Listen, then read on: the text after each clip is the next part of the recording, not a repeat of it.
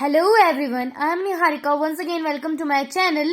Today I am going to explain chapter number 5 of Maths NCERT book. Right? So the chapter name is Introduction to Euclid's Geometry.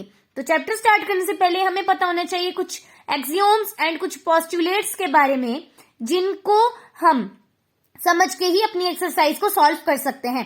Right? So let's get started. So here the first axiom says things which are equal to the same thing are equal to one another. तो मैं आपको ये example के through समझाती हूँ.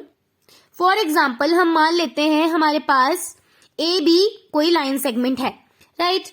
और A B में ही कोई दो पॉइंट्स और हैं जिनका नाम है सी एंड डी. आपको क्वेश्चन में गिवन है कि ए सी जो है डी सी के इक्वल है, साथ ही साथ जो बी डी है वो भी डी सी के इक्वल है.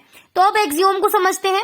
एक्सियोम में ऐसा दिया है कि अगर कोई दो थिंग्स, कोई भी एनी टू थिंग्स, अगर वो किसी सेम थिंग के इक्वल हैं तो वो दोनों एक दूसरे के इक्वल भी होंगी. मतलब आप देख सकते हो ए सी और बी डी दोनों किस चीज के इक्वल है? डी सी के. दोनों सेम चीज के इक्वल है, मतलब ये दोनों एक दूसरे के भी इक्वल होंगे.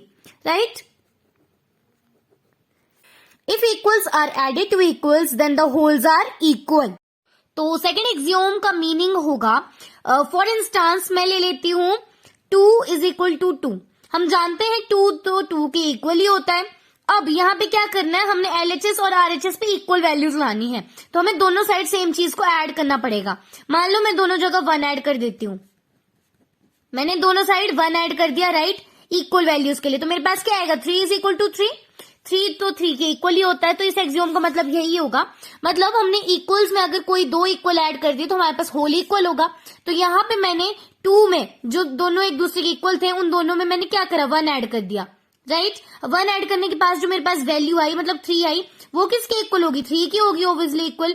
तो 3 इज इक्वल टू 3 आ गया ना. तो मतलब हमारे पास LHS is equal to RHS आ गया. तो सेकंड एक्सियोम का मतलब यही था कि अगर आप किन्हीं इक्वल्स में कोई और इक्वल ऐड कर देते हो तो आपके पास जो रिजल्ट आएगा वो भी इक्वल ही रहेगा. Now the third axiom says if equals are subtracted from equals then the remainders are equal. Right? तो इसमें भी सेम कर लेंगे.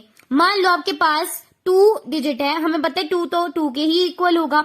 मैंने मान लो दोनों साइड 1 को सब्ट्रैक्ट कर दिया. राइट? तो हमारे पास रिजल्ट क्या आएगा? 1 इज इक्वल टू 1. आप देख सकते हो again LHS is equal to RHS. बस यही हमें पता करना था. थर्ड एक्सियोम में यही बोला है कि अगर आप किन्हीं दो इक्वल्स में कोई दो इक्वल सब्ट्रैक्ट कर देते हो तो आपके पास जो रिजल्ट आएगा वो जो है एक दूसरे के इक्वल होगा. राइट? जैसे हमने लिया नंबर 2, वो 2 के इक्वल है. अब उसमें मैंने सब्ट्रैक्ट कर दिया 1 नंबर. राइट? दोनों साइड करना, हमने दोनों साइड इक्वल वैल्यू चाहिए. तो दोनों साइड 1 को सब्ट्रैक्ट करने के बाद आपके पास रिजल्ट क्या आया? 1 is equal to 1. LHS equal to RHS आ गया. तो मतलब थर्ड आपका जो एक्सियोम था उसका मतलब यही है. राइट? नाउ फोर्थ की हम बात कर लेते हैं.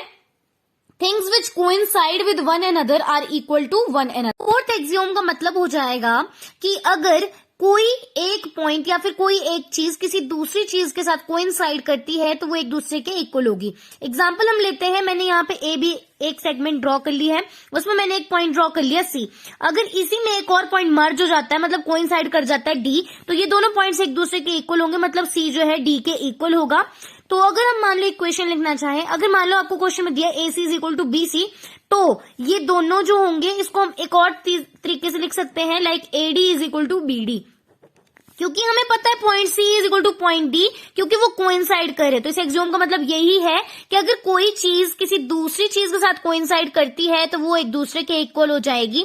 आप इसका एक टाइप से अगर आप मीनिंग निकालना चाहे कोइंसाइड का तो आप समझ सकते हो अगर मर्ज हो जाए दोनों चीजें तो वो एक दूसरे के इक्वल हो जाएगी. राइट? तो हम अगर फिफ्थ वाले एक्सियोम की बात कर लेते हैं, the whole is always greater than the part. तो फिफ्थ एक्सियोम का मतलब है कि कोई भी अगर बड़ी चीज है ना वो हमेशा उसके हाफ से ग्रेटर ही होगी. फॉर एग्जाम्पल मैंने एक पिज्जा का एग्जाम्पल ले लेते हैं. इसको आप पिज्जा समझ लो. राइट? इसमें है 8 slices. 1 2 3 4 5 6 7 8. Right? 8 slices.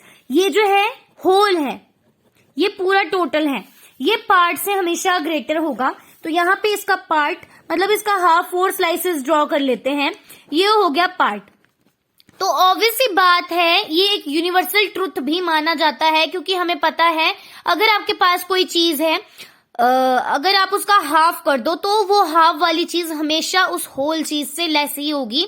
For example यहाँ पिज्जा था, ये था होल, तो ऑब्वियस सी बात है कि जब हम इसके 4 स्लाइसेस ले लेंगे तो ये बाकी का बचा हुआ पिज्जा हमेशा कम ही होगा उस होल वाले पिज्जा से, राइट। चलो 6th वाले की बात कर लेते हैं, जिसमें दिया है things which are double of the same thing are equal to one another.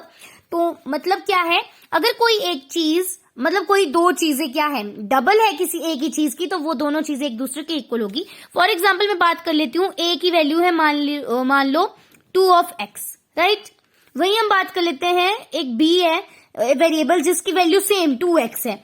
देख सकते हो आप यहाँ पे 2 वेरिएबल्स दिए हैं, ये 2 थिंग्स है जो x के डबल के इक्वल है, मतलब डबल x के इक्वल है। हमने यही तो प्रूव करना था, अगर कोई दो चीजें double of the same thing, मतलब डबल है किसी सेम चीज की, तो वो दोनों एक दूसरे के इक्वल होगी, क्योंकि आप देख सकते हो ये दोनों हैं डबल ऑफ x के इक्वल दोनों, मतलब a is equal to b।